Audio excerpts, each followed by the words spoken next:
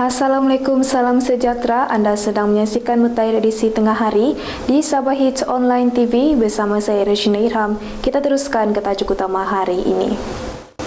GLC perlu membayar dividen 1 juta pada setiap tahun.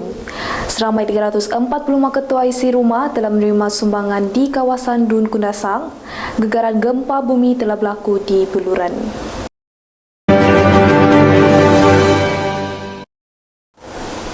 Syarikat yang berkaitan dengan kerajaan negeri GLC diwajibkan untuk membayar dividen sekurang-kurangnya 1 juta setahun kepada kerajaan negeri mulai pada tahun ini. Melalui SMJ Sabah sedang mengorak langkah dalam peningkatan ekonominya dan telah terbukti apabila negeri itu mencatatkan pendapatan 5.44 bilion pada tahun lepas. Yang amat berhormat Ketua Menteri Sabah Datuk Seri Pelimah Haji Haji Nur berkata, tindakan itu akan membantu untuk meningkatkan tabung negeri dan akan membawa lebih banyak pembangunan kepada rakyat Sabah. Bagaimanapun pihaknya memerlukan pelabur untuk masuk dan datang membawa wang untuk melakukan projek mereka di sini serta hal ini akan mewujudkan impak positif kepada rakyat.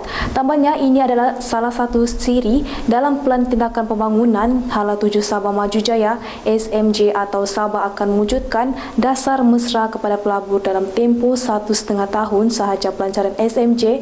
Pihaknya telah menarik lebih 10 syarikat untuk datang melabur di Sabah.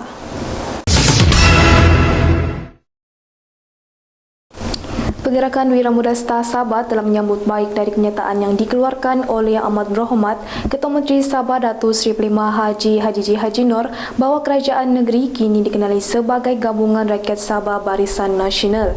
Hal ini telah dibincangkan oleh Ketua Menteri Sabah yang telah membuat kenyataannya dalam lawatan rasminya di Tampaluri pada Ahad lalu. Saudara Kong Song Choi berkata, harapan Wira Muda Star Sabah amat penting untuk melihat kestabilan dan keharmonian politik di negeri ini terus meningkat menerusi GRSBN. Pergerakan Wira Muda Star Sabah yang terdiri daripada kalangan pemimpin muda-mudi berharap gabungan GRSBN ini mampu mencurangkan perbezaan politik yang boleh merencanakan pembangunan di Sabah. Tambahnya, Kong turut berharap GRSBN bukan sekadar entiti politik, malah mampu menyatu padukan idea keberkesan pada menyelesaikan segala isu yang membebankan rakyat Sabah selama ini, khasnya isu pembangunan jalan raya, sistem telekomunikasi dan infrastruktur di kawasan pendalaman.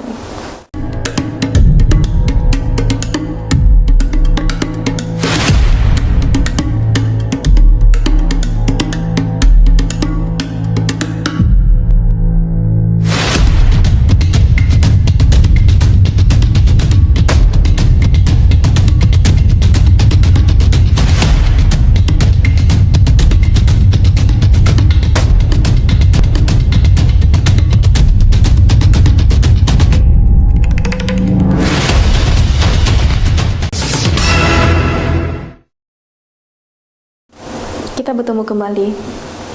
Peruntukan bagi pembinaan rumah program perumahan rakyat termiskin khususnya di Sabah diharapkan dapat dipertingkatkan lagi bagi membantu lebih ramai golongan rakyat yang kurang berkemampuan.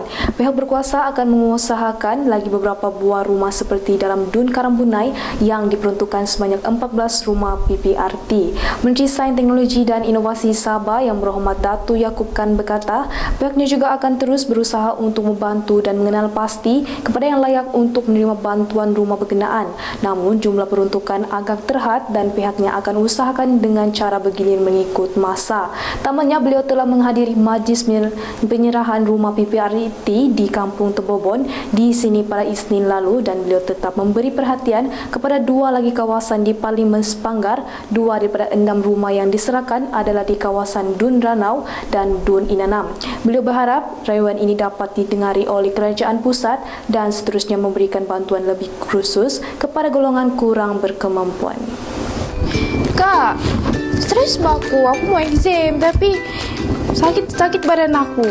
Pening lagi, tidak fokus lagi. Kau ni dari tadi bising, pening lah, stres lah. Kau mau kasih yang stres kau? Ya, Kau mau kasih yang pening kau? Ya. Kau mesti try kopi, beef kopi. Kopi apa nih kak? Kau try, kau rasa macam mana, lepas tu baru kau datang berjumpa kakak. Oke, Pergi, aku buat dulu.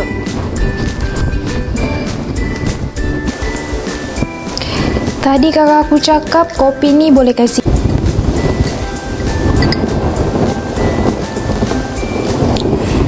Macam mana? Sudah masak?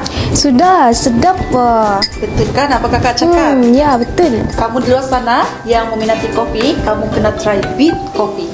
Ya, dia dapat membina sel darah merah, dapat melancarkan sistem pengedaran darah dan juga dapat menyusulkan asid urik. Kak, stok ini masih banyak kak. Jangan risau deh, stok ni memang banyak. Kamu di luar sana yang mau mencuba, kamu boleh terus hubungi nombor yang tertera. Bah, jom kita try dorang mama. Jom. Jom. Beat Coffee, terasa nikmatnya. Seramai 345 ketua isi rumah dalam 9 buah kampung dalam Dewan Undangan Negeri Kundasang telah menerima sumbangan bantuan bakul makanan. Kampung-kampung yang menerima bantuan itu dari Kampung Togis, Kampung Langsat, Kampung Debut, Kampung Namumat, Kampung Takutan, Kampung Perancangan, Kampung Pinawantai, Kampung Turun Tunggon dan Kampung Bongis. Timbalan Ketua Menteri Sabah yang juga Adun Kundasang yang berhormat Datuk Dr. Joakim telah menzahirkan penghargaannya kepada pihaknya untuk mengulurkan sumbangan itu. Bantuan bakul makanan ini telah disumbangkan oleh Pertubuhan Food Aid Sabah dan turut serta dalam program ini dari aplikasi membeli belah nombor 1 di Malaysia, Shopee serta Persatuan Kebajikan Sancuan Sabah Malaysia. Tambahnya edaran bakul-bakul makanan itu di setiap kampung telah diketuai oleh Setiausaha Politik Kepala Timbalan Ketua Menteri UBD Gumpoyo dan dibantu oleh unit pemimpin pembangunan masyarakat Tun Kundasang. Kenderaan seperti lori dan pancuan 4 roda juga telah digunakan untuk mengedarkan ke semua bakul makanan berkenaan. Kita kembali selepas ini. Beat Coffee ni so-called healthy-licious coffee. Kita nak berubah daripada kopi yang tak sihat kepada kopi sihat. Ianya diadun menggunakan ramuan ubi merah, red beet. Saya rasa pengguna hari ini bijak, mereka boleh google apa itu red beet atau ubi beet merah yang khasiatnya diakui oleh masyarakat dunia, oleh pakar-pakar seperti pakar jantung dan sebagainya. So maka Beat Coffee diadun sebegitu rupa dengan 40 gram satu sachet, dengan aura kopinya, rasanya yang setakat ini ramai meramalkan Beat Coffee boleh menjadi kopi Malaysia bertaraf dunia. Beat Coffee, terasa nikmatnya.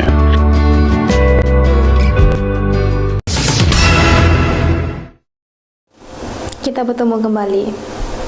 Gegaran gempa bumi telah dirasai di kawasan Beluran dan sekitarnya. Met Malaysia telah memantau keadaan ini yang mengalami gempa bumi lemah berukuran 3.8 skala Richter yang dikesan berlaku pada jam 8.39 malam pada kemarin. Jabatan Meteorologi Malaysia menerusi kenyataan yang dikeluarkan berkata kejadian gempa bumi itu berlaku pada koordinat 6.5 darjah utara dan 117.5 darjah timur di Beluran dan dapat dikesan 47 km timur dari Pitas dengan kedalaman 7 km. Terima kasih kerana sudi bersama saya di edisi tengah hari. Saya Rashina Irham, Sabah Hits Online TV.